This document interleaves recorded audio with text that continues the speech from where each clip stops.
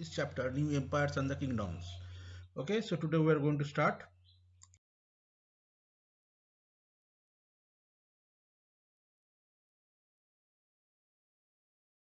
So the point number one or the heading number one is the assemblies in the southern kingdoms. Actually, Pallavas, not only the Pallavas, Cholas, Yeras, Pandyas, they all mention in their inscription about the assemblies, because without the assemblies it was not possible for them to rule effectively. Because in the Google Meet class I have told you that Pallavas ruled over in the South India for 600 years. So it had been possible because of this kind of strong administrative system. Followed. Now, point number one, a kind of assemblies where the group of Brahmins, form this kind of assemblies, and under these assemblies there were several subcommittees who were looking after the irrigation process, agricultural operations, making roads, local temples, and etc. And the other assemblies which were the part of the administrations of the kings, right?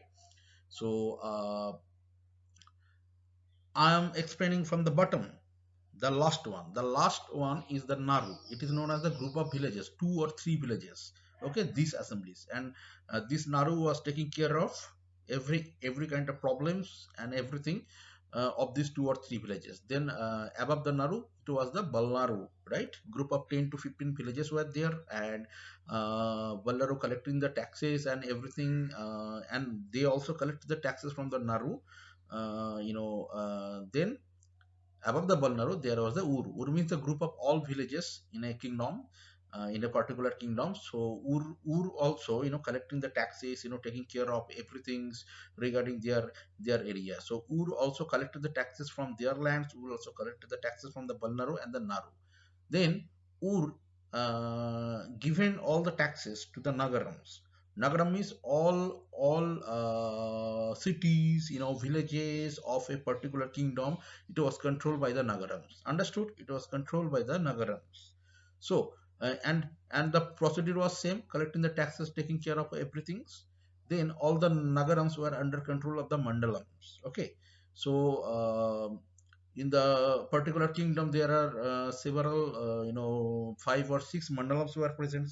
Their activities also same, and all the mandalams were controlled by the king, because the decisions of the king was the final. And in that way all the taxes, from lands, water, and in from the other sectors also collecting and send them to the treasury of the royal family. Okay, in that way king was controlling the large part of the area, and so effectively. Understood?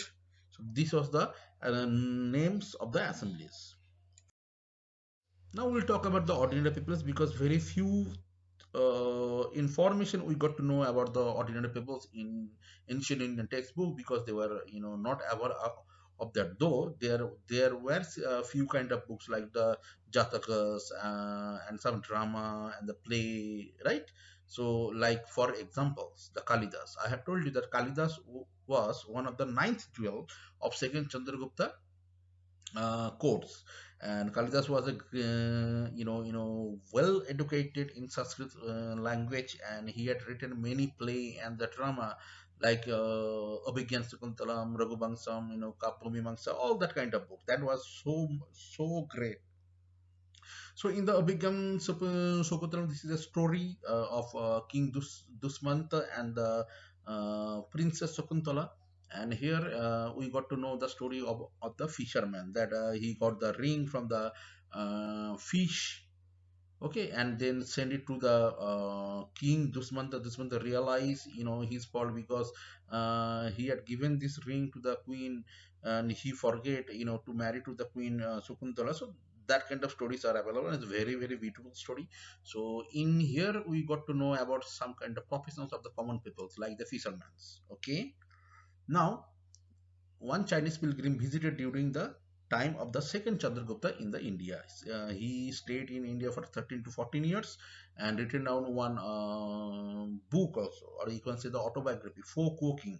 Okay, Folk Walking, and he what he experienced in India, he had written down all that informations, and he also mentioned that.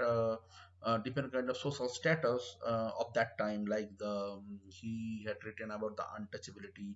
He had written about the different other social groups, like when untouchable people was entering into the city, and he or she should have the bill. So everybody would be alert that untouchable man is coming. So and the untouchable man or woman, had to go down his or her head.